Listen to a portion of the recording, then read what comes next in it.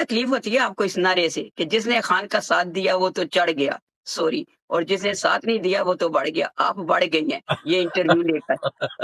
ये बात बड़ी जबरदस्त की। अच्छा चले इसको तो बाजी गोली मारी इनको, ये तो फेलियर होगी, जुगनू भाग गई। आप बताएँ कि अडयाला जेल पर आपने देखा सुना होगा कि आज 3 दहशतगर्द पकड़े गए जो असले से लैस थे और वो कैसे सिक्योरिटी की हद पार करके गए और वो क्यों अडयाला जेल के अंदर एंटर होने की कोशिश कर रहे थे। आप समझते हैं कि ये खान साहब को डराने की धमकाने की कोशिश कर रहे हैं या उनके ऊपर कातलाना हमला करवाना चाहते हैं? आप इसके बारे में क्या कहते हैं अगर आपने वो चीज़ देखी है या सुनी है?